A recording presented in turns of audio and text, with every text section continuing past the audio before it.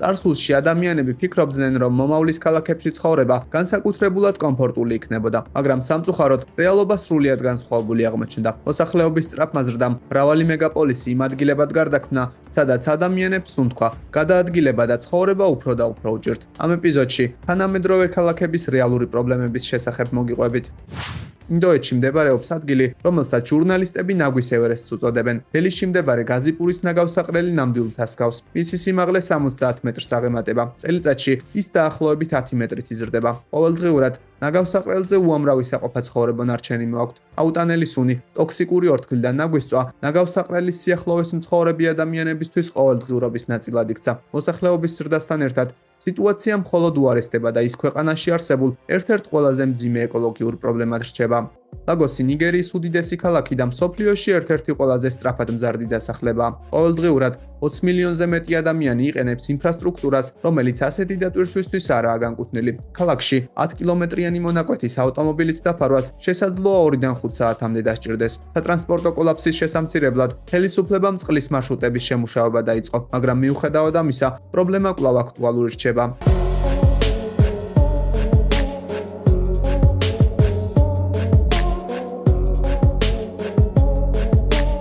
2023 წელს ლოს-ანჯელესში უსახლკარო ადამიანების რაოდენობამ 75,000-ს გადააჭარბა. უკვე დიდი ხანია, რაც პრობლემა ხიდების ქვეშ განთავსებულ კაროებსა და ტროტუარებზე დაყრილ ნაგავს გასცდა. ქალაქში დანაშაულის დონე მკვეთრად გაიზარდა. ადგილობრივი ხელისუფლება უსახლკაროთათვის განკუთვნილ დახმარების პროგრამებზე მილიონობით დოლარს ხარჯავს, თუმცა სოციუმში დაბრუნებული ადამიანების რიცხვი კვლავ დაბალი რჩება. დიდრებსა და ღარიბებს შორის არსებული უფსკრული ყოველწლიურად იზრდება, ხოლო სხვადასხვა ქალაქში მცხოვრები ადამიანები უსაფრთხოებისა და ერთიანობის გრძნობას დღითი დღე კარგავენ.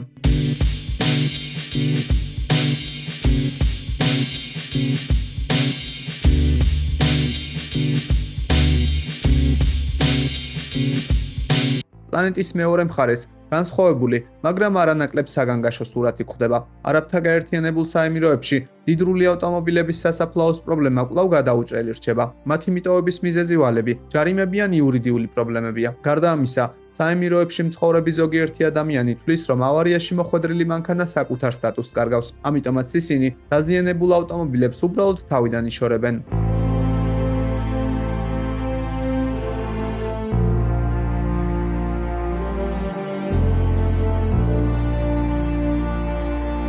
სოფლიოში ერთ-ერთი ყველაზე უდიდესი ღარიბების დასახლება მუმბაიში მდებარეობს. მცირე ზომის ტერიტორიაზე თითქმის მილიონი ადამიანი ცხოვრობს და მაინც ასეთ რთულ პირობებშიც კი ადამიანები ცოტაოდენი ფულის შოვნას და საკუთარი ოჯახის გამოყვებას მაინც ახერხებენ. მათი შემოსავლის წყარო ტანსაცმლის კერვა, კერამიკის ნივთების დამზადება და ნარჩენების გადამუშავებაა.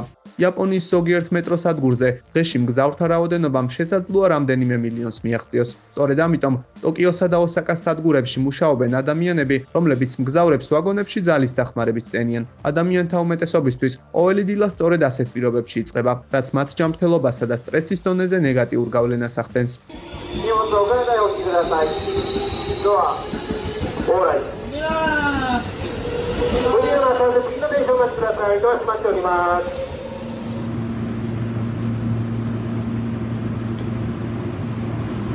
ჰონგ-კონგში მდებარეობს საცხოვრებელი კომპლექსი, რომელსაც ადგილობრივები მონსტრ სახლს უწოდებენ.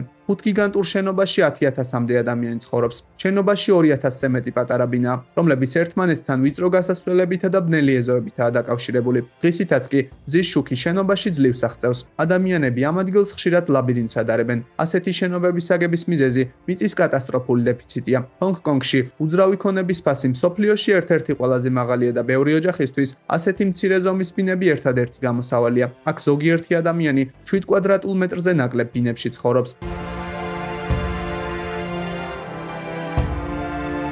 ჩინეთში ერთ-ერთი ყველაზე გახმაურებული გარემოსდაცვითი ინიციატივა წარუმატებლად დასრულდა. ადამიანები ფიქრობდნენ, რომ ავტომობილებიდან ველოსიპედებზე გადასვლა ქალაქში არსებულ დაბინძურების დონეს შეამცირებდა, მაგრამ რეალურად ამის ნაცვლად ველოსიპედის გიგანტური ნაგავსაყრელები გაჩნდა. კომპანიებმა ასობით ათასი ველოსიპედი რეალური მოთხოვნის გათვალისწინების გარეშე დაამზადეს. ქუჩები გადაიდვირთა, ხოლო მათთვის განკუთვნილი ადგილები მალევე ამოიწურა. საბოლოოდ ხელისუფლებამ ისინი ქალაქიდან გაიტანა.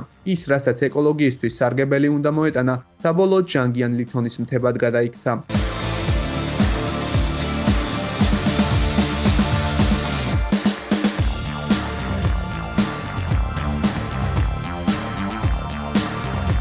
კაიროს აღმოსავლეთ ნაწილში მდებარეობს ადგილი, რომელიც ნაგვის ქალაქის სახელითაა ცნობილი. ამ ადგილას ნაგავი ქვეყნის ყველა კუთხიდან მოაქვთ. ტონობით პლასტმას, ლითონს, ქაღალდსა და ორგანულ ნარჩენებს ყოველ ნაბიჯზე ნახავთ. ოჯახების უმეტესობა მთელი ცხოვრება ნაგვის და ხარისხებითაა დაკავებული. მოსახლეობა ნაგავს ყოველგვარი დამცავი აღჭურვილობისა და სანიტარული პირობების დაცვის გარეშე ახარისხებს. კანალიზაციის, სუფთა წყლისა და ჯანდაცვის ნაკლებობა ამ ადგილს ჯანმრთელობის თვალსაზრისით კაიროს ერთ-ერთ ყველაზე საშიშ რაიონად აქცევს, თუმცა მისი მაცხოვრებლებისთვის ეს გადარჩენის ერთადერთი ვარიანტია.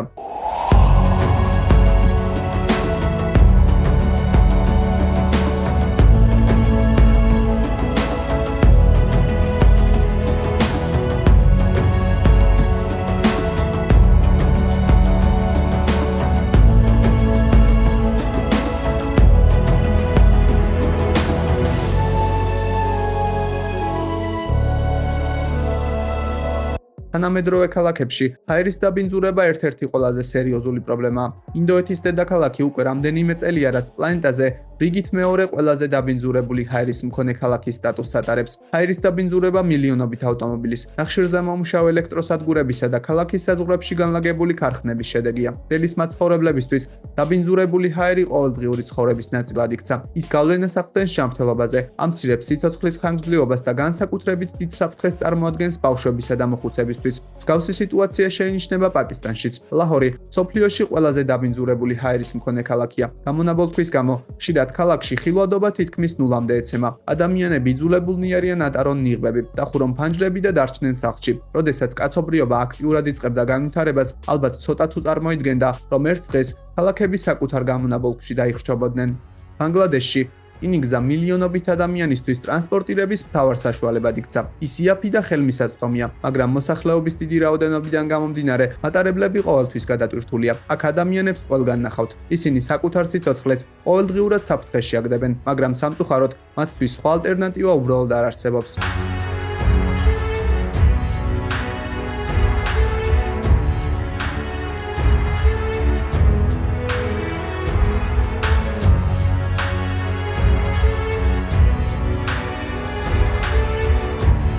ამსტერდამს ხშირად ველოსიპედების ქალაქს უწოდებენ. აქ ველოსიპედების რაოდენობა მოსახლეობის რაოდენობას თითქმის 20%-ით აღემატება, მაგრამ ეს ეკოლოგიურად სუფთა ტრანსპორტიც კი პრობლემებს ქმნის. ქალაქს 160-ზე მეტი არხი აქვს და ყოველწლიურად ადამიანები ამ არხებში დაახლოებით 15,000 ველოსიპედს ყრიან. არხების გასუფთავება ქალაქის სამსახურებისთვის უკვე რუტინულ სამუშაოდაა აქცეული.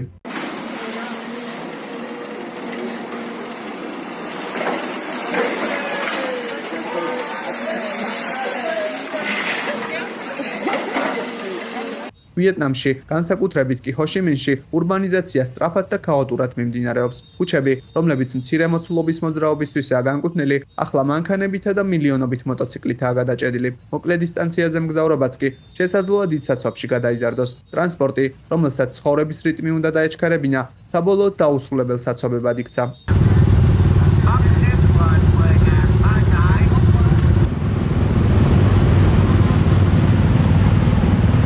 როდესაც ქალაქებში თავისუფალი მიწა აღარ რჩება, ადამიანები ალტერნატივის ძებნას იწყებენ. ბანგკოკში ცათამბჯენები არა მხოლოდ არქიტექტურის ნაწილად, არამედ ქალაქის გადარჩენის ერთადერთ საშუალებად იქცა. ზოგიერთი ცათამბჯენის სიმაღლე 250 მეტრია. მინის ფასადების უკან ათასობით ბინა, ოფისი და ადამიანია, რომლებიც ცხოვრების უმეტეს ნაწილს ლიფტებსა და ბეტონის კედლებს შორის ატარებენ. ჰაერიდან ქალაქი შთამბეჭდავად გამოიყურება, თუმცა იქ საცხოვრებელი პირობები იდეალური ნამდვილად არაა.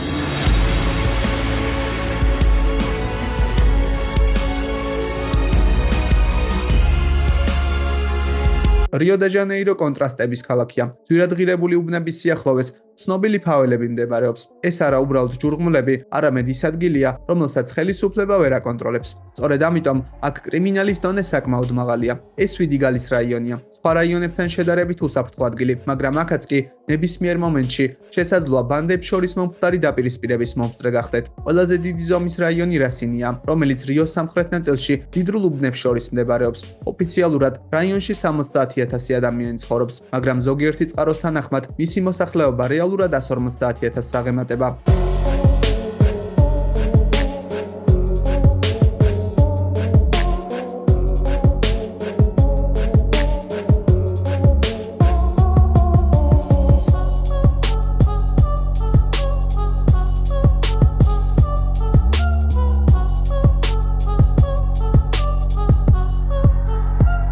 ურბანიზაციის ნეგატიური შედეგები მხოლოდ არქიტექტურაში არ იგრძნობა. ინდონეზიაში მდებარეობს მდინარე, რომელიც 25 მილიონზე მეტ ადამიანს წყლით ამარაგებს. ჩიტარუმი ოდესღაც რეგიონისთვის უმნიშვნელოვანესი მდინარე იყო. დღეისათვის კი ის მსოფლიოში ერთ-ერთ ყველაზე დაბინძურებულ მდინარედ ითვლება. 2000-ზე მეტი ქარხანა მასში დაუმუშავებელ ნარჩენებს ყოველდღიურად ყრის. წყალი, რომელიც სიცოცხლის შენარჩუნებას უნდა ემსახურებოდეს, მის ნაპირებზე მცხოვრები მილიონობით ადამიანისთვის სერიოზულ საფრთხედ იქცა.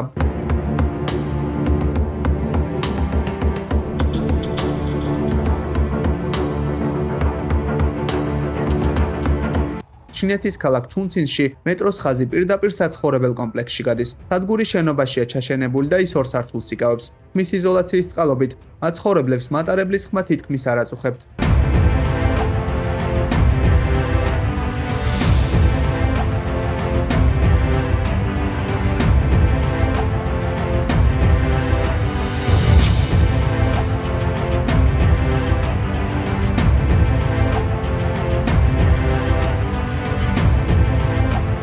ჩინეთში ნახავთ სახლებსაც, რომლებიც სხვა სახლების სახურავებზე აგებული. საქმე ისაა, რომ ჩინეთის დიდ ქალაქებში თავისუფალი ადგილი აღარ დარჩა. მოსახლეობის სწრაფი ზრდა კი ადამიანებს უცნაური გადაწყვეტილებების მიღებისკენ უბიძგებს. თუ გავითვალისწინებთ იმას, რომ წელიწადში დედამიწის მოსახლეობა დაახლოებით 75 მილიონი ადამიანით იზრდება, რამდენიმე ათწლეულში შესაძლოა პლანეტაზე თავისუფალი ადგილი საერთოდ აღარ დარჩეს.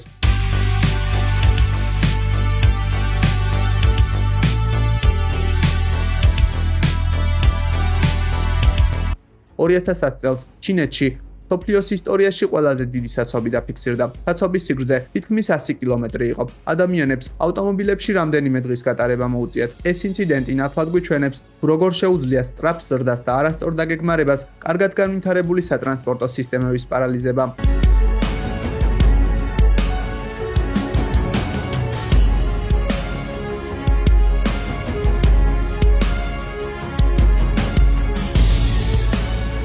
თურქეთში ნახავთ ადგილს, რომელიც ფუფუნებისა და წარმატების სიმბოლოდ უნდა ქცეულიყო. ეს ბურჯ ალ-ბაბასია. პროექტი ჩაფიქრებული იყო როგორც ელიტური საცხოვრებელი კომპლექსი, მაგრამ ეკონომიკურმა კრიზისმა ის ქალაქ-მოჩვენებად აქცია. ეს ადგილი ნათელი მაგალითია იმისა, თუ როგორ შეიძლება იქცეს ამბიციური პროექტი ურბანულ წარუმატებლობად.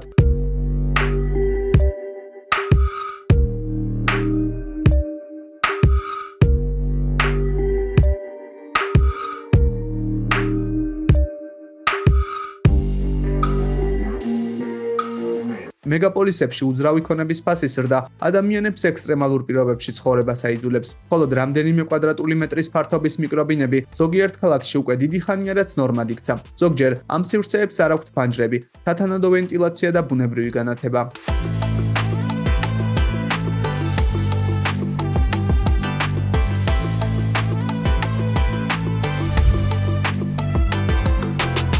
ალასკაში ნახავთ ქალაქს, რომლის მთლიანი მოსახლეობაც მხოლოდ ერთ შენობაში ცხოვრობს. ეს ქალაქი უიტიერია. გასული საუკუნის შუა ხანებში აშენებულ 14 სართულიან კორპუსში მაღაზიები, სამედიცინო ცენტრი, პოლიციის განყოფილება, ეკლესია და სამრეცხაოა განთავსებული. ეს კომპაქტური ურბანული ცხოვრების ერთ-ერთი ნათელი მაგალითია, სადაც ყველაფერი ერთი სახურავის ქვეშაა კონცენტრირებული.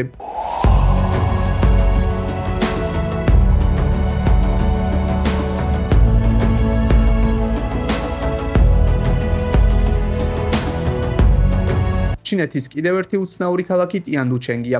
ის პარიზის თითქმის სუსტი ასლია. ეიფელის კოშკი, ფართო ქუჩები და ევროპული არქიტექტურა შთამბეჭდავად გამოიყურება, მაგრამ აქ თითქმის არავინ ცხოვრობს. იდეალური ქალაქი მხოლოდ ლამაზ შენობებს არ გულისხმობს. ადამიანების ისტორიისა და მოძრაობის გარეშე შენობები უბრალოდ დეკორაციის ნაწილია.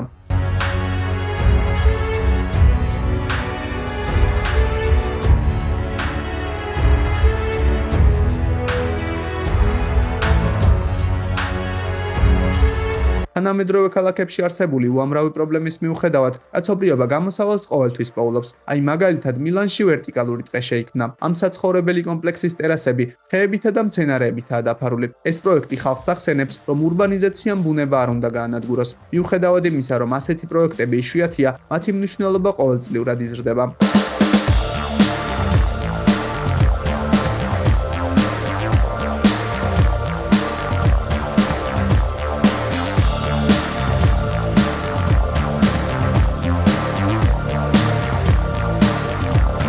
ეს შენობები ადამიანის არჩევანის შედეგს წარმოადგენს. პლანეტის მოსახლეობა ზრდას ყოველწლიურად აგრძელებს და მეგაპოლისებში ცხოვრება თითქმის შეუძლებელი ხდება. ამ ყველაფრის შემხედვარე კი ჩნდება მთავარი კითხვა: რა მოხდება, როდესაც დედამიწაზე თავისუფალი ადგილი აღარ დარჩება?